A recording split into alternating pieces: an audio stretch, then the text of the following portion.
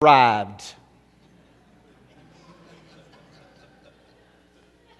And quite often when we arrive somewhere, we have that same nasty look.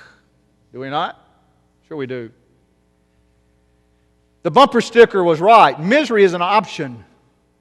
What we go through in life is not always under our control, but how we go through life is.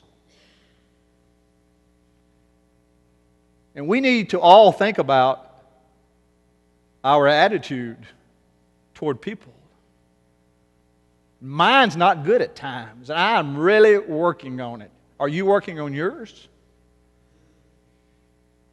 Paul could have blasted his enemies in the church at Thessalonica. He could have allowed their dislike for him to create within him a dislike for them. Instead, he took charge of his attitudes. There are two kinds of birds that fly over our nation's desert: the hummingbird and the vulture. The vulture sees nothing but rotting meat because that is what the vulture looks for. They thrive on a diet of dead and decaying things. The hummingbird flies over the same desert.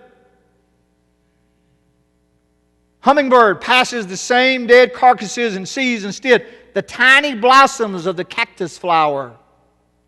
They buzz around until they find the colorful blooms hidden from view by the rocks.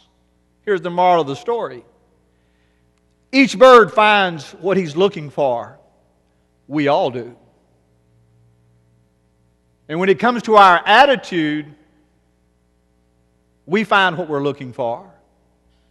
We demonstrate who we really are.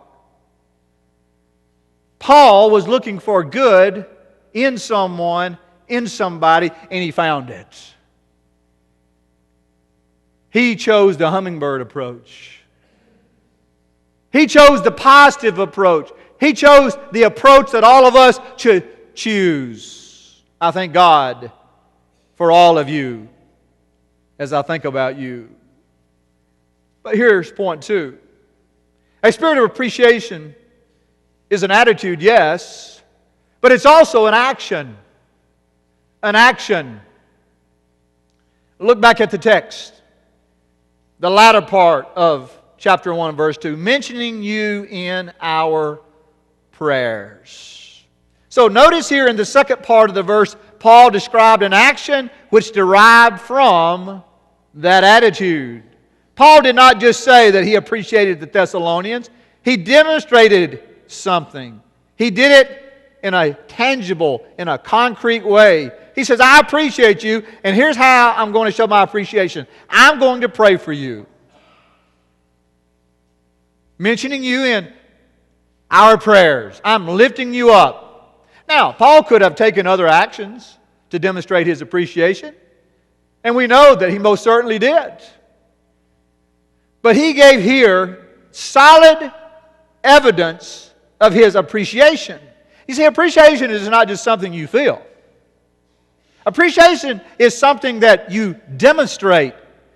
Appreciation should not only be our attitude, it should be reflected in our actions. Now, there are numerous ways that you and I can show appreciation for others. There are numerous ways that we can show appreciation toward each other. For example, we can show appreciation by giving each other a gift, or we can show our appreciation by sending flowers or an email or a text message. We can show our appreciation by taking someone out to eat from time to time.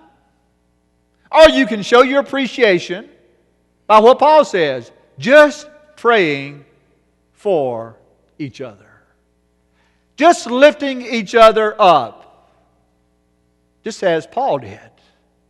Paul says, I'm praying for you. Now, have you ever used that phrase?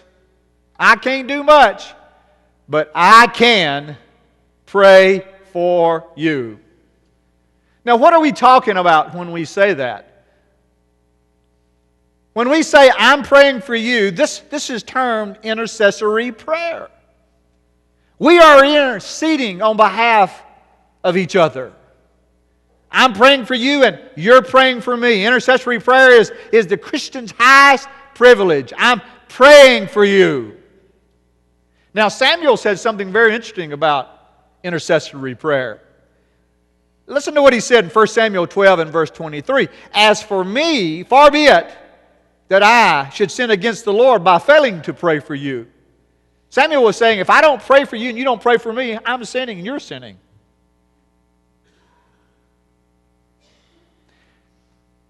The temptation for us is when we get irritated and aggravated is not to pray for that person that irritates us and aggravates us. The temptation is to punch them, right? Probably better don't need to do that today. You'll be arrested. Or any other day. I mean, it's just not good to punch people. But what is good is to pray for all people.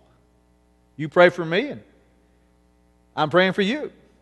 Intercessory prayer is our work as priest of the Lord. A Christian, we have a wonderful privilege and right and responsibility to pray for one another. Believers are a holy priesthood to offer up spiritual sacrifices acceptable to God through Jesus Christ. This is what Peter said in 1 Peter 2 and verse 5. And so a priest brought people to God. He went into the Holy of Holies and he pled for them. Isaiah prophesied this. You will be called priest of the Lord. You're a priest and I'm a priest.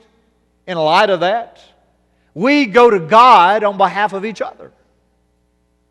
I intercede for you and you intercede for me. But intercessory prayer, secondly, follows the pattern of Jesus. All I can do is pray for you. All you can do is pray for me. Who gave us this example? Jesus. Do you think Paul had gotten this example from Jesus? Absolutely. Now, what do we see in the life of Jesus? Well, when we pray for one another, we are walking in Jesus' steps. We're following His example. For example, in the Sermon on the Mount, He taught us to do what? To pray for our persecutors. Matthew 5 and verse 44. Listen, but I tell you, love your enemies and pray for those who persecute you. I don't like that verse. I think we ought to tear it out. Don't you?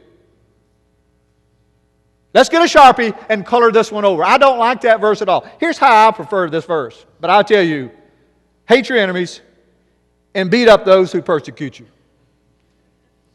That's a nice way to word that, isn't it? Don't you like that? This means